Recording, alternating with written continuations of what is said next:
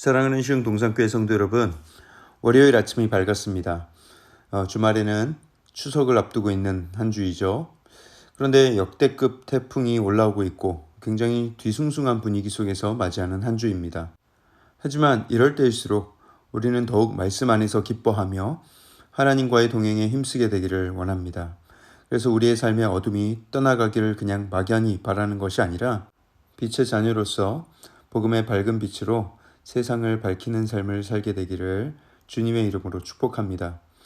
여러분, 사람과 사람 사이의 갈등 참 해결하기 어려울 때가 많이 있는데 민족과 민족 간의 갈등이 생기면 그 갈등은 정말 해결하기가 어렵습니다. 유대인들과 이방인들 사이도 마찬가지였습니다. 유대인들에게는 선민의식이라는 것이 있었는데 그것은 자신들이 하나님의 선택을 받은 민족이라는 자긍심이었습니다. 그런데 그 자긍심이 겸손할 수도 있어야 하는데 이방인들 보기를 멍멍이 취급하고 또 할례받지 않은 사람들을 저주받은 사람으로 여겼으니 이 다른 민족들의 입장에서 봤을 땐 이 유대인들이 너무 재수가 없는 거예요. 너무 싫은 것이죠. 실제로 유대인들은 그런 선민의식 때문에 정말 다른 민족으로부터 많은 미움과 핍박과 환난을 당해왔습니다. 심지어 에베소 교회 안에서도 유대인들과 이방인들의 갈등은 여전히 존재하는 듯 보였어요. 그런 선민의식을 가진 사람들, 평소에 이방인들을 멸시해온 이 유대인들이 하루아침에 그 의식을 고쳐먹을 수 있는 것은 아니었겠죠. 유대인들이 교회 안에서 어떤 모습을 보였는지 구체적으로 알 수는 없지만 분명한 것은 유대인들과 비유대인들 사이에 보이지 않는 갈등이 있었고 또 잘 섞이지 못하는 무언가가 교회 안에 존재한 듯합니다. 바울은 구원 후에 이방인들의 정체성이 어떻게 변화되었는지, 그리스도가 이방인들을 위해서 어떤 일을 하셨는지를 설명합니다. 여러분, 우리도 유대인이 아니니까 당연히 비유대인이겠죠. 우리도 비유대인의 입장에서 우리가 예수님께로 어떤 은혜를 받았는지를 우리가 한번 잘 살펴보길 원합니다. 자, 그럼 오늘 2022년 9월 5일 월요일 시동을 위한 메시지 지금 시작합니다. 오늘 우리에게 주시는 하나님의 말씀은 에베소서 2장 11절에서 22절의 말씀입니다. 에베소서 2장 11절에서 22절의 말씀.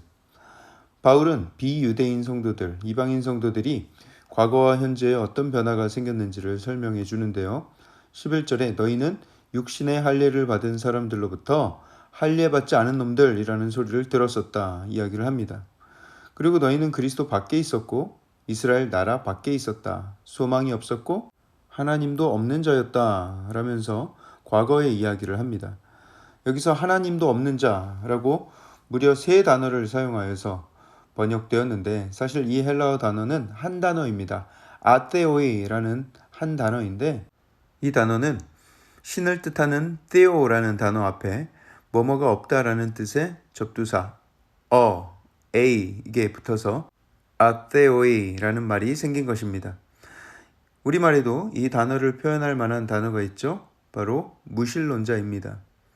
헬라어로 아테오이, 영어로는 atheist. 둘 다 신이 없는 자, 신이 없다고 생각하는 자입니다. 그런데 12절에 그러나 이제는 하면서 이제 현재를 설명하기 시작하죠. 이전에 atheist였던 너희가 그렇게 멀리 있던 너희가 이제는 그리스도 안에서 그리스도의 피로 가까워졌다. 이렇게 설명을 합니다. For he himself is our peace. 예수님 자체가 우리의 화평이시다. peace, 화평이시다 라는 거예요. 둘로 하나를 만드셨다. 그가 우리 사이를 가로막던 담을 자기의 육체로 허시고 법조문으로 된 계명, 유대인들이 지켜오던 그 구약의 계명의 율법을 폐하셨다. 무엇을 위해서? 유대인과 이방인이 그 둘이 자기 안에서 한 세 사람으로 지어져서 화평하게 하기 위해서, 그리고 성부 하나님과도 화목하게 만들려고 그렇게 하셨다라는 거예요. 여기서 화목하게 만든다는 것은 reconcile, 화해시킨다는 의미입니다. 그래서 죄로 인해서 유대인이 됐건 이방인이 됐건 하나님과 죄로 인해서 원수가 되었었는데 예수님께서 그런 적대의 관계를 화목하게 하셨다. 화해시키셨다. reconcile 하셨다라는 것입니다. 갈등의 중재자가 되신 것이죠. 예수님이 우리의 peace child가 되어주신 것입니다. 이 peace child에 대해서는 예전에 제가 복음의 진수 설교 시리즈에서 한번 나눈 적이 있는데요. 이런 내용입니다. 오늘날에도 파푸아 뉴기니에는 원시 부족들이 많이 모여 사는데 여전히 막 인육을 먹기도 하고요. 인신 제사를 지내기도 합니다. 그 부족에 미국 선교사님 부부가 복음을 전하기 위해서 들어갔습니다. 그 부족에게 어떤 방식으로 복음을 전해야 할지 굉장히 난감해했죠. 어떻게 복음을 이해시킬까? 상식이라는 게 안 통하는 부족들이었으니까요. 게다가 이 선교사님들이 거기 머무는 동안 라이벌 부족끼리 14번의 전쟁을 치렀다고 합니다. 정말 난감한 것이죠. 선교사님은 그 두 부족 사이쯤에 위치했는데 가운데에 위치한 거죠. 허구한 날 이 부족들이 자기 집 앞에서 싸우는 거예요. 집 앞에서 사람이 죽어나가고 막 팔다리가 잘려나가고 도저히 무섭고 스트레스 받아서 더 이상 거기에 머물 수 없겠다 판단을 했다고 합니다. 그래서 양쪽의 족장들을 불러서 이야기를 했대요. 우리는 이제 떠나겠다. 당신들은 뭘 해도 내 말을 듣지 않고 변하지도 않고 이제 나 갈래 선포를 했더니만 이 선교사님이 가는 게 너무 아쉬웠는지 한쪽 족장이 내일 아침까지 저 다른 부족과 화해를 하고 평화를 유지할 테니 내일까지만 좀 지켜봐 달라 부탁을 하더래요. 그래서 생각하기를 아니 뭐 하루 더 준다고 뭐 달라지겠어? 지금까지 얼마나 그렇게 피를 튀기고 싸웠는데 하면서 별 기대 안 하고 지켜봤대요. 다음날 아침에 밖에 나가보니까 넓은 필드 양쪽 끝에 부족들이 일렬로 쭉 양쪽에 줄을 지어 서 있고요. 침묵이 이루어지고 있었다고 합니다. 그런 가운데 한 사람이 자기 집 초막에 들어가서 이제 막 태어난 자신의 갓난아기, 그 사내 아기를 들고 반대편 진영으로 뛰어 들어가기 시작하는 거예요. 아기를 데리고 상대 부족으로 들어가는 것이죠. 그의 얼굴은 굉장히 고통스러운 표정으로 일그러져 있고 그 남자 아기를 데리고 나간 즉시에 그 아기 엄마가 소리를 지르면서 그 남자를 따라가는 거예요. 안 돼! 그 아기는 안 돼! 제발 돌려줘! 하지만 그 남자는 멈추지 않고 그 필드를 가로질러서 반대편으로 뛰어가는 거예요. 그리고 그쪽 족장에게 다가가서 말을 합니다. 당신에게 이 아기, 이 피스 차일드를 바칩니다. 라고 말이죠. 화목을 위한 아기입니다. 그리고 내 이름을 바칩니다. 그러자 갑자기 이쪽 부족에서도 한 남자가 자기 집으로 뛰쳐가더니 아기를 안고 반대편으로 뛰기 시작하는 거예요. 그 역시 얼굴에 고통스러움이 있고 그 아기 어머니도 울음을 터뜨립니다. 그리고 반대편 족장에게 가서 똑같이 이야기를 하는 거예요. 그리고는 그 두 부족이 화목을 약속을 했습니다. 서로 평화가 이루어진 것이죠.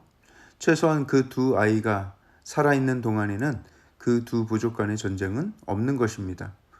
선교사님은 그 피스 차일드를 예로 들어서 그들에게 복음을 설명했고 그 부족들은 피스 차일드 대신 예수님을 알게 되었고 이해하게 되어서 부족 간의 평화는 물론 온 부족이 구원을 얻었다고 합니다. 예수님은 깨어진 관계, 하나님과 우리의 관계를 화해시키기 위해서 피스 차일드로서 이 땅에 오셨습니다. 이 땅에 오셔서 스스로 화목 제물이 되어 주셨죠. 여러분 이게 얼마나 은혜스럽고 감격적인 일입니까? 바울은 설명합니다. 그러니 이제 너희는 외인도 아니다. 나그네도 아니다. 여기에서 쓰인 외인과 나그네는 영어로 strangers and aliens 이렇게 되어 있어요. strangers, 낯선 사람이란 뜻인데 미국 마블에 나오는 닥터 스트레인지라는 캐릭터가 생각나기도 하죠. strange, 이상하다는 뜻도 있습니다.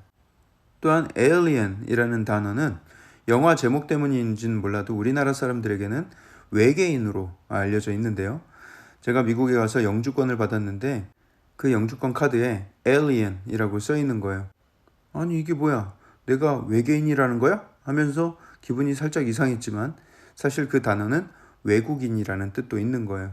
너희는 더 이상 외국인도 아니고 나그네도 아니다.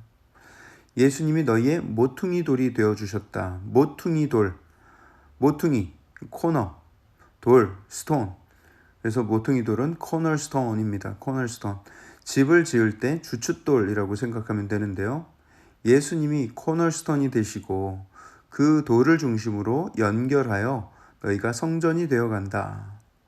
예수님 안에서 그렇게 한 성전으로 지어져 간다. 이렇게 설명을 하고 있습니다. 여기서 연결되어 간다라는 것은 시나르몰로게오라는 단어인데 이 신, 함께, 하르몰로게오, 지어져 간다라는 건축 용어입니다. 건물의 이음새가 한 치의 오차도 없이 정확하게 결합된 상태를 이야기하고 있는 거예요. 교회는 그렇게 그리스도를 중심으로 한 치의 오차도 없이 정확하게 결합되어져 지어져 가야 합니다. 그러기 위해서는 상대의 어떤 모습이든지 모난 모습이든지 둥근 모습이든지 내가 품고 안아줄 준비가 되어 있어야 하겠죠.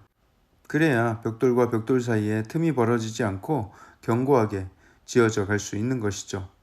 그렇게 예수님 안에서 견고하게 지어져 가는, 그래서 하나님이 거하시기에 아름다운 성전이 되는 우리 시흥 동산교회가 되기를 간절히 바라고 기도합니다. 사랑의 하나님, 감사합니다. 우리가 하나님과 화해하고 또 우리가 서로를 품을 수 있는 이 귀한 축복을 허락하여 주셔서 감사합니다. 우리가 이 은혜를 소중히 여기고 또 서로를 소중하게 바라보고 존귀하게 바라보며 함께 예수님 안에서 견고하게 지어져 갈 수 있도록 주님 은혜를 베풀어 주시옵소서. 서로를 사랑하는 마음으로 품고 나아갈 때에 하나님께서 기뻐하시며 우리를 더욱더 단단한 공동체로 만드실 줄 믿습니다. 이 모든 말씀을 살아계신 예수 그리스도 이름으로 감사하며 기도합니다. 아멘.